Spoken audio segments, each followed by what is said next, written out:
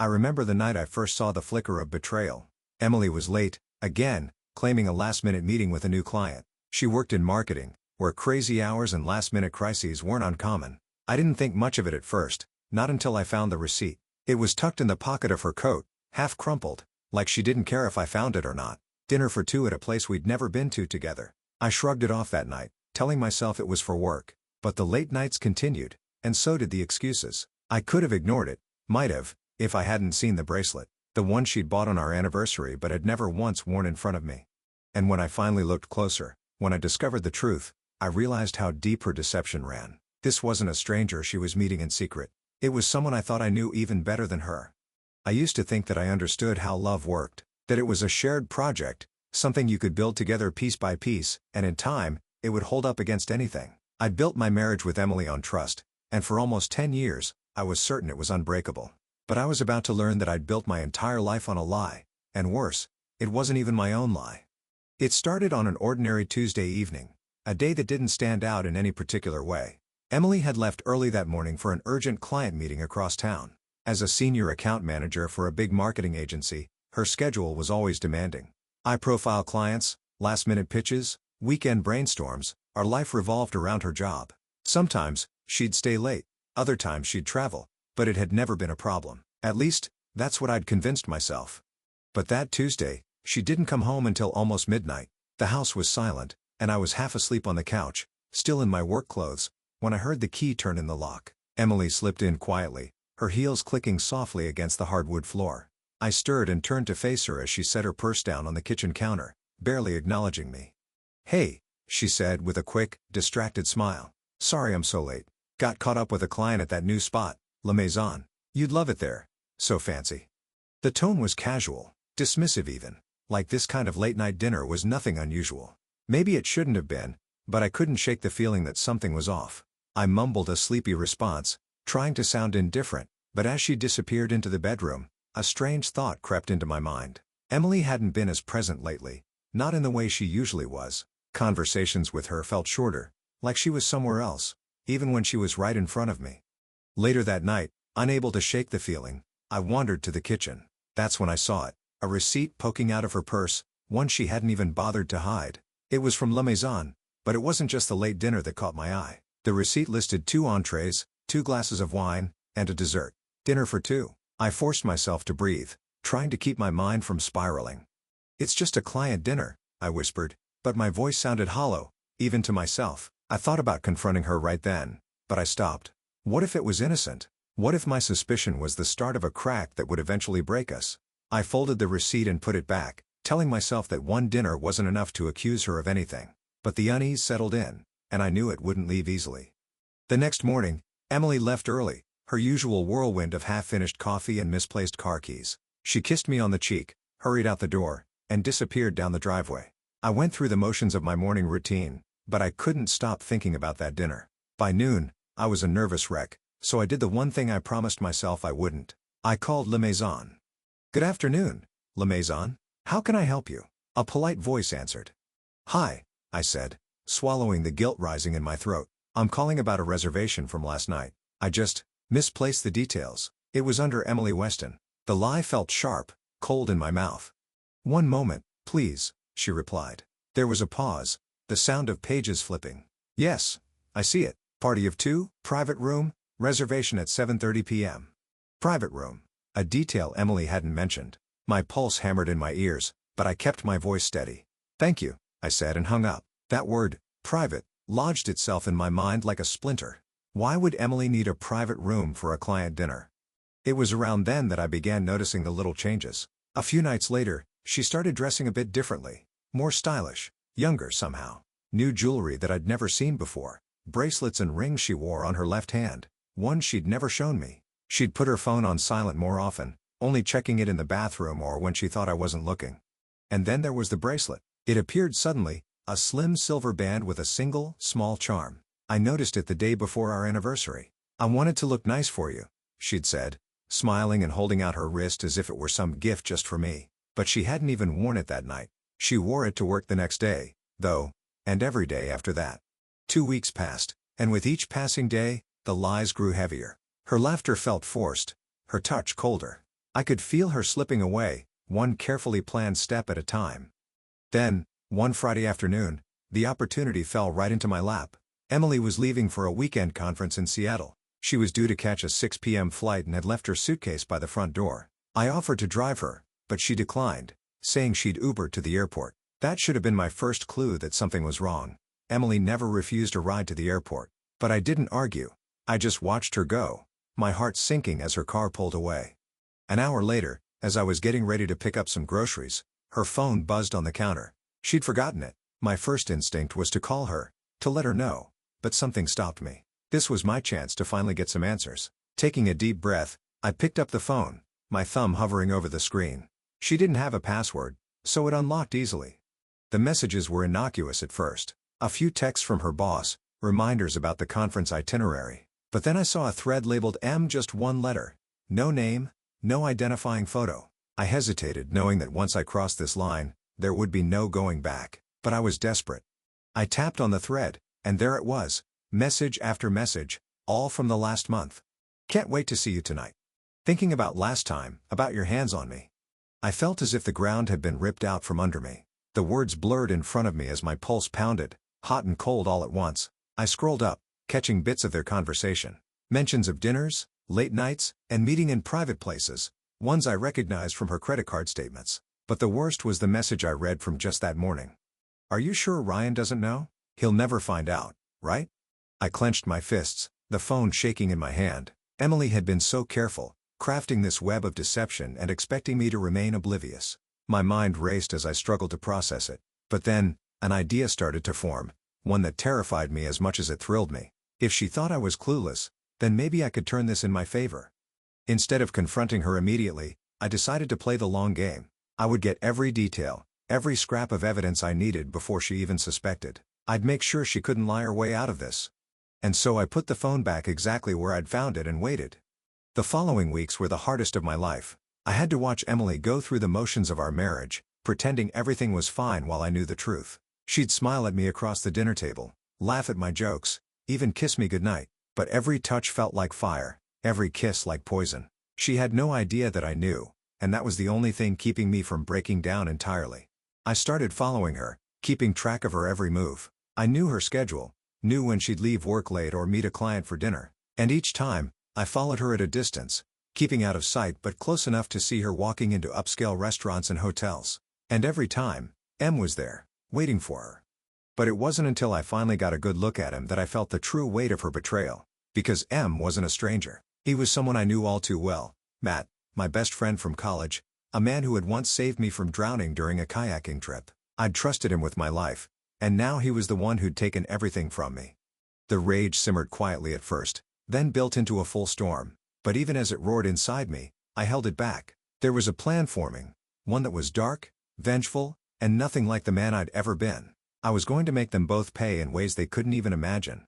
But first, I needed to pull them in closer, just enough for me to strike.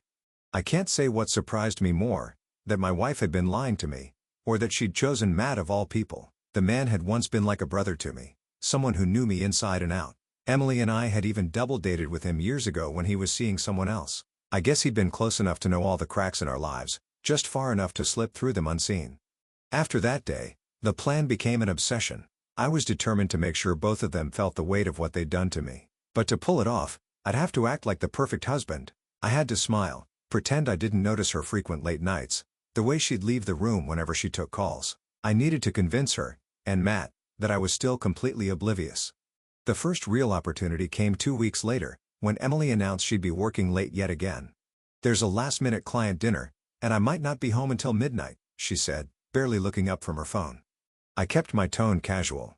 "No problem. I've got a project to finish for the shop anyway." It was almost funny, watching her lie so easily. She was a pro, really. She hadn't even broken a sweat. When she left, I waited 10 minutes, then followed.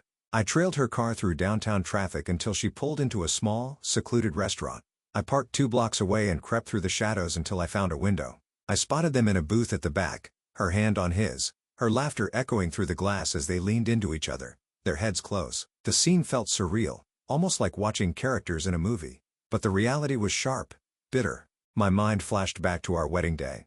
I could still remember how she'd looked at me when she'd said her vows, how her hands had trembled in mine. But the woman laughing with Matt wasn't that same Emily. She'd become a stranger. Someone I couldn't recognize. Someone who could look into my eyes each night and feel nothing. I stepped back from the window and pulled out my phone. Now, it was time to set things in motion. Over the next few days, I started making careful changes. I'd ask her small, probing questions. Things like, "Hey, remember Matt? We should invite him over for dinner sometime." I watched her face closely each time. She'd give a nonchalant smile, say something like, "Yeah, that could be fun," and change the subject. Each evasion, each attempt to avoid the mention of him, only made my suspicions grow. I could see her defenses weakening. She'd make careless slips, check her phone too often, forget to take off that bracelet when she got home. I pretended not to notice, but I was counting each mistake. And slowly, I began planting seeds of doubt, words that would eat away at her, just like her betrayal had eaten away at me. Then came my favorite part of the plan: the weekend retreat. Emily's company held an annual retreat for its top employees, and this year it was at a lakeside resort a few hours away. She told me she'd be leaving on Friday and wouldn't be back until Sunday. But by then, I knew exactly what she was planning. This wasn't just a work retreat, it was an excuse to spend a romantic weekend with Matt. But what they didn't know was that I'd decided to join them. That Friday evening, I left our house shortly after she did, telling her I was headed to a friend's place for a guys' night. Instead, I followed her down the winding highway to the resort. I'd booked a cabin 2 down from hers and checked in under an assumed name, one I knew neither of them would recognize. By the time I settled in, it was dark, and I could see the light on in her cabin, shadows moving inside. It wasn't long before I saw Matt arrive, his car pulling up just outside the cabin. They embraced in the doorway, and he pulled her inside, the door shutting softly behind them. A storm raged within me, but I knew better than to let it consume me now. Instead, I waited. I had a plan, and I was going to see it through. The next morning, I spotted them walking toward the lake, hand in hand, laughing. I followed at a safe distance, watching them flirt openly, the way they lingered on each other's every word. To them, this was just another stolen moment, a private escape. But for me, it was ammunition. I waited until they wandered close to the edge of the lake, Matt throwing his arm around her shoulder as they gazed out over the water. That's when I made my move. I approached quietly from behind, stepping out of the shadows just as Emily was about to say something. Her laughter died in her throat when she saw me, her eyes widening in shock. "Ryan?" she stammered, her face paling. What are you doing here?" I forced a smile, as if we were all old friends catching up. "Funny. I could ask you the same thing, Em, but I think I already know the answer." Matt looked like he'd seen a ghost. He tried to put on a calm front, but I could see the sweat on his brow, the way his hand shook as he scratched his jaw. He hadn't planned for this. Neither of them had. Emily looked from me to Matt, her face a twisted mask of panic. "Ryan, please. I can explain."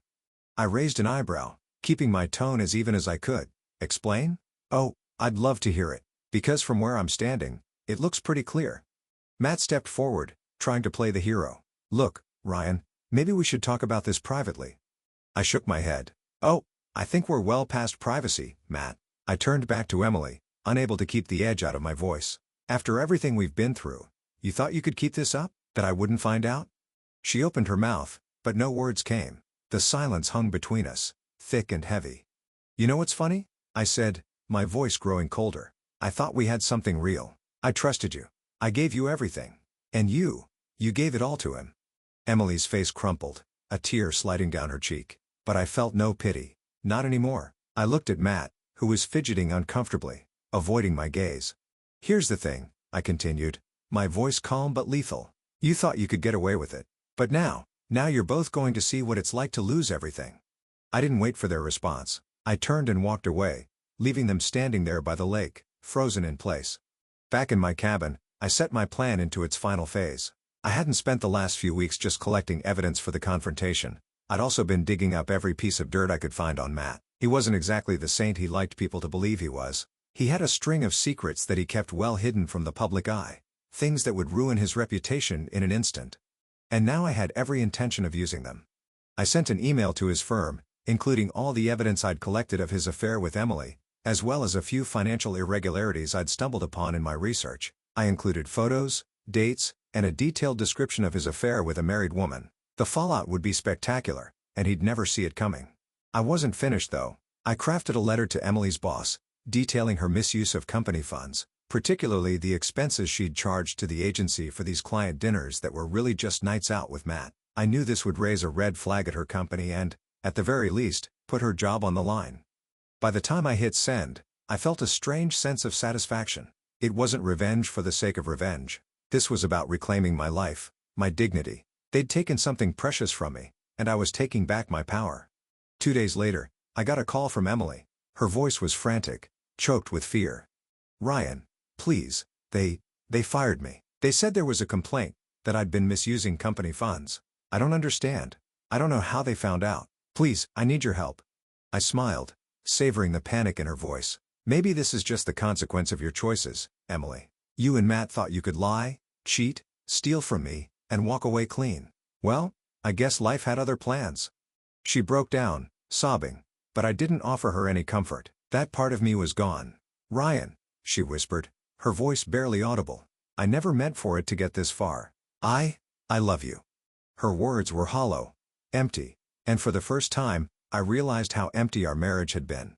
How I'd clung to an illusion of love that had crumbled long before I'd found out about her betrayal. But I was done pretending. "Goodbye, Emily," I said, and I hung up. 3 months passed. Emily had tried calling me at first, pleading, apologizing, even threatening, but her voice quickly faded into the past, like an old radio I'd finally learned to turn off. Matt, for his part, had disappeared after his firm got wind of his indiscretions. It turned out that the irregularities I'd uncovered were enough to warrant a full audit. His career was left in shambles, and I doubted he'd find work in our city anytime soon. In the weeks following, I found a strange sort of peace. For the first time in years, I didn't have to navigate Emily's lies or second-guess her every move. I wasn't watching shadows. I was free. But then, one evening, there was a knock at my door. I opened it, expecting maybe a neighbor or a delivery, but the last person I thought I'd see was standing there, Matt. He looked like he'd been through hell, his hair disheveled, his clothes rumpled. His face held a wild, desperate look, one I'd never seen before. "Ryan," he said, his voice low and pleading, "I need to talk to you." For a moment, I thought about slamming the door in his face, but something stopped me, something that felt like unfinished business. "What could you possibly have to say to me?" I asked, my voice cold. He looked down, avoiding my gaze. "Look, I know I have no right to be here. I messed up. I betrayed you, and I'll regret it for the rest of my life. But Emily left me, Ryan. She's gone. And I think you need to know why." A chill went down my spine. She'd left him? After everything, she'd thrown him aside too? I stepped back, motioning for him to come inside. He hesitated, then walked in, slumping onto my couch like a man who'd lost everything. And maybe he had. "She was never really with me," he began, his voice hollow. "Not in the way I thought. She used me, just like she used you. She played us both. She left because..." His voice broke, and he looked up, his eyes hollow. "Because she was never planning to stay." "Go on," I said, barely recognizing my own voice.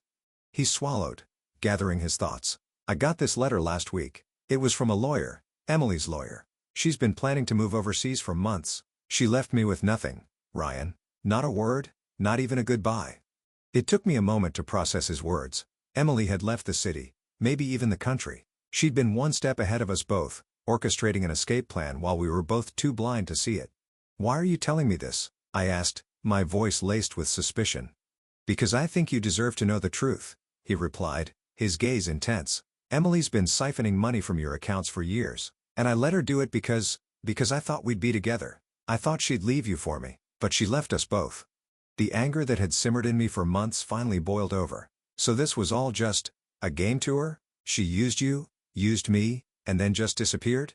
He nodded, defeated. "I thought she loved me, Ryan. I thought she loved me enough to build a life with me, but she never intended to stay." The weight of betrayal settled like a stone in my chest. I'd thought the affair was the worst of it, but this was a new level of cruelty. She'd torn apart our lives, pitting us against each other, and all the while, she'd been planning her escape. "What do you want me to do, Matt?" I asked, my voice steady but hollow. "You want me to feel sorry for you? After everything you've done?" "No," he whispered, his voice cracking. I wanted to tell you, so you'd know. She played us both, and I'll never forgive myself for letting it happen." I stared at him, the man who'd once been my best friend, now reduced to a broken, hollow shell. There was a small part of me that wanted to forgive him, to let go of the anger, but the scars he'd left were too deep. I don't care what you do now, Matt, I said finally, my voice cold, but don't ever come back here. Don't call me, don't try to explain. You're nothing to me now. He looked at me one last time, and I could see the regret in his eyes, but I didn't care. He'd made his choice, just like Emily had. As he walked out the door, I felt the final chapter close on a life that no longer belonged to me. In the days that followed, I began to rebuild. I threw myself into work, took up old hobbies I'd abandoned, reconnected with friends I hadn't seen in years. The anger faded slowly, replaced by a sense of resolve, a commitment to finally move forward. I wasn't the same man I'd been before all this, naive, trusting, willing to see the best in everyone. But maybe that wasn't such a bad thing. One night, as I was packing up a box of Emily's things, a small envelope fell out. It was addressed to me, in her handwriting. Against my better judgment, I opened it. Ryan. If you're reading this, then I'm gone. I don't expect you to forgive me. I don't even expect you to understand. But know this, I did love you, in my own way. Life never worked out the way I thought it would. I wanted to be someone I wasn't, to have things that never felt real. So I took the easy way out, and I'll live with that regret for the rest of my life. I'm sorry. Emily. I held the note in my hands, feeling the weight of her words. It was strange, almost surreal, knowing that the woman I'd once loved was now just a memory, her life a tangled mess of regrets and broken promises. With a deep breath, I folded the note and placed it back in the box. There was nothing left to say, nothing left to hold on to. That night, I went to bed with a calm I hadn't felt in years. I'd lost a part of myself, but I'd gained something else, something stronger. The ghosts of the past would linger, I knew, but they no longer held power over me. As I drifted off to sleep, I realized that this was a new beginning. One without Emily, without Matt, without the lies that had poisoned my life for so long. I was finally free,